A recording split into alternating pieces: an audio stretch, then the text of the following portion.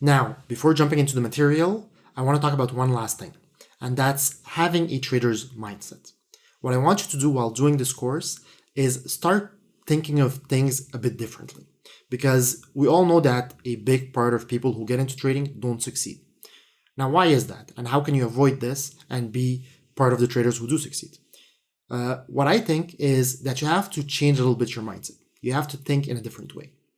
First off, the way I see things and the way I've seen traders who are successful is that they always think in terms of supply and demand.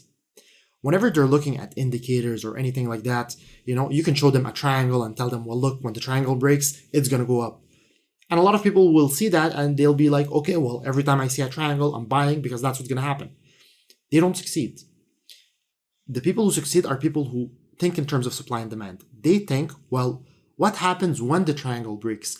How is supply and demand going to change? How are other people are going to perceive that event or that thing that happens? And how is it going to impact their decision making and the supply and demand because of that?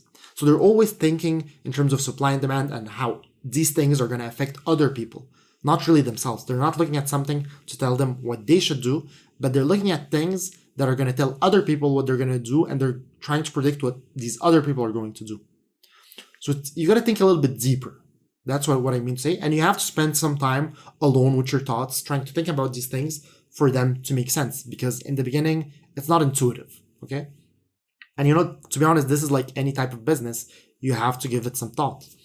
So indicators, why use which indicators? There's going to be so many indicators out there. You have to be able to ask yourself, why should I use this indicator?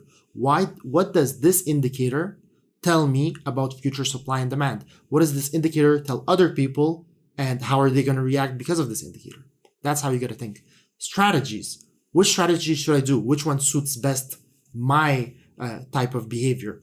Why would I do this strategy versus that strategy? Which strategy diminishes the risk? Not makes me more money, but reduces my risk. So I preserve my capital, and I can and I can thus increase my account. So all I want to say in this lecture is just have an open mind, think a lot in terms of supply and demand, and think a lot in terms of how other people are going to perceive things and how they're going to react to these things.